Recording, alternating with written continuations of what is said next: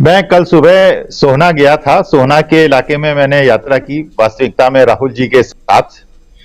देखिए, वास्तविकता में हुआ क्या कि मैंने अपने जीवन में 4-5 किलोमीटर से ज्यादा प्रतिदिन कभी पैदल नहीं चला हूं। कल सुबह 5 बजे मैं वहां पहुंच गया। बहुत ठंड थी, खुला इलाका था, बिल्कुल सर्दी थी, बहुत ज्यादा सर्दी थी। खाली पेट था, नहा धो के गया था, बिना खाए पिए गया था, जैसे मंदिर जाता हूं वैसे गया था। और एक बिल्कुल सामान्य व्यक्ति, कोई जान पहचान नहीं, कोई किसी के साथ नहीं, अकेला गया। जो एक मंदिर में हम जाते हैं, बद्रीनाथ जी के या केदारनाथ जी के मंदिर में जाते हैं, भाव विह्वल हो जाते हैं, आंखों में आंसू आ जाते हैं जब हम देखते हैं कि गरीब है, अमीर है, दक्षिण का है, उत्तर का है, पश्चिम का है, किसी भी प्रदेश का है, दलित है, ब्राह्मण है, कोई भी है, सब भिक्षुक रूप में भगवान के सामने मत्था टेकते हैं, आंखों में से आंसू आ जाते हैं।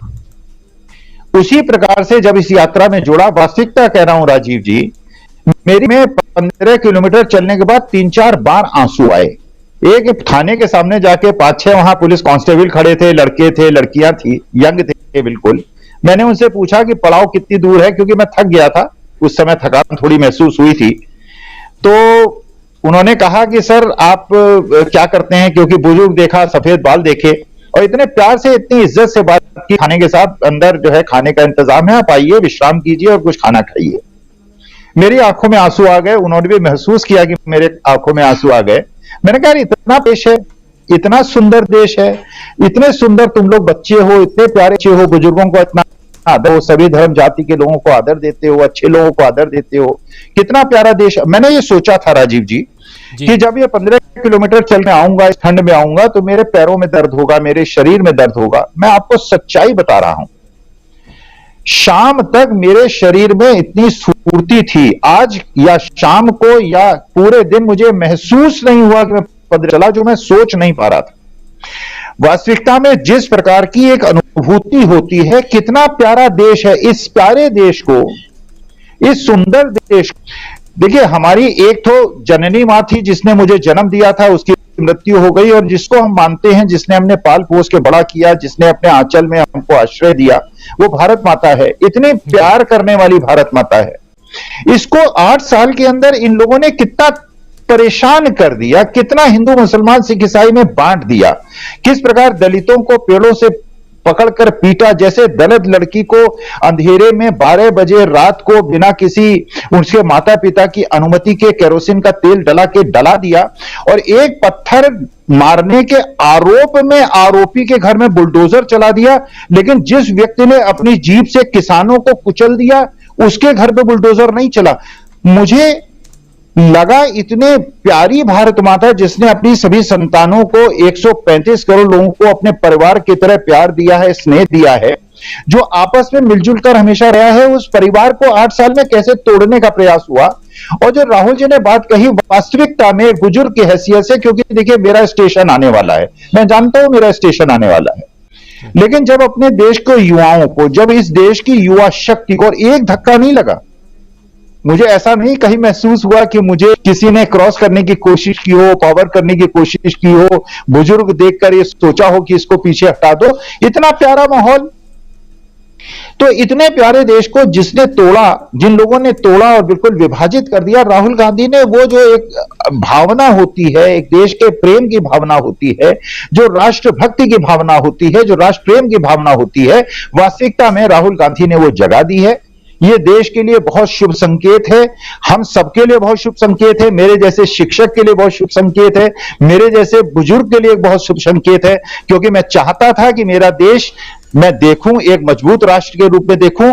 8 साल में जितना ये बिगड़ा है, मुझे ऐसा है कि राहुल गांधी की यात्रा से और जिस प्रकार से युवाओं का इससे जुड़ाव हो रहा है, देश दोबारा मजबूत होगा, परिवार बनेगा, कोई धर्म और जाति का विद्वेष नहीं होगा, और हम मिलजुल कर अपने देश को आगे बढ़ाएंगे। और जो लोग हमारे देश को तोड़ने की कोशिश करेंगे, जो टुकड़े टुकड़े गैंग होगा, उसको मुक्की खानी पड़ेगी, और हम जीतेंगे, भारत जीतेगा, और देश का प्रेम जीतेगा, सद्भाव जीतेगा, और देश जीतेगा। राजीव जी। जी बिल्कुल बिल्कुल। राजीव जी, वास्तविकता में जब आपके कार्यक्रम के बहुत पहले मैंने शुरुआत था कि केरला और तमिलनाडु में जो जनता का रिस्पांस मिल रहा है, जब दिल्ली में आएगी तो पैर रखने की जगह नहीं मिलेगी। देखिए, वास्तविकता में जो समाज के अंदर जी है और जो एक धर्म और अधर्म के बीच में युद्ध चल रहा था, तोड़ने और जोड़ने का, उसमें अब जोड़ने की प्रक्रिया अब है। दूसरी बात मैं कहना चाहता हूं, बड़ा ब्लंट एक शब्द का उपयोग करूंगा, कृपा करके मुझे क्षमा कीजिएगा।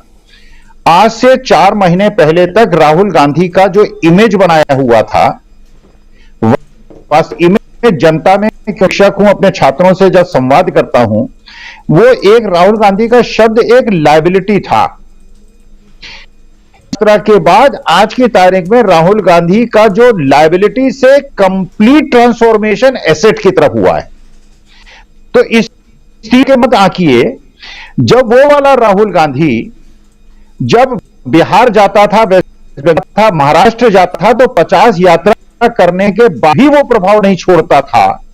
जो एक एक प्रबल एसेट बन गया है राहुल गांधी, जिसके पीछे युवा शक्ति, नारी शक्ति, मातृ शक्ति, सारी शक्तियां जुड़ी हुई हैं।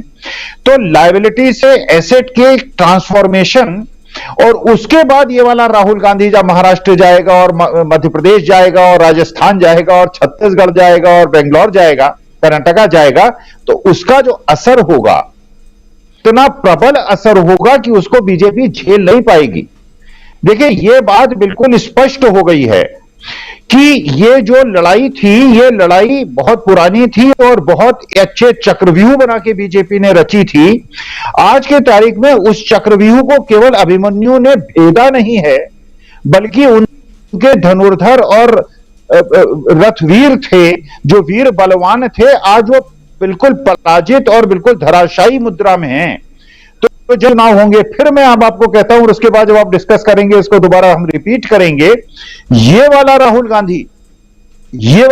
गांधी आज फिर हम सुबह गए और हमने यात्रा को देखा, मेरी पत्नी भी मेरे साथ गई।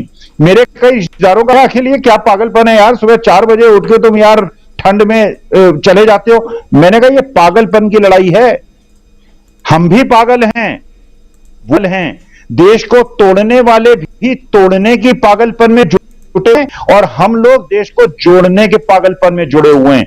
हम देखना कौन सा पागलपन जीतेगा, देश को जोड़ने वाला पागलपन, और किसी भी हालत में हम देश को तोड़ने वाले पागलपन, जो हिंदू, मुसलमान, सिख, ईसाई के बीच में भेद पैदा करता है, ऐसे पागलपन को नहीं जीतने देंगे। हमारा पागलपन जीतेगा। देश को जोड़ने के जो गांधी के समय का पागलपन था, और राहुल गांधी के समय में वही पागलपन मेरे अंदर है, मेरे जैसे लोगों के बीच में है, आपके और आपके पैनलिस्ट के बीच में है, और हम इस पागलपन को जिताएंगे और भारत माता को जिताएंगे।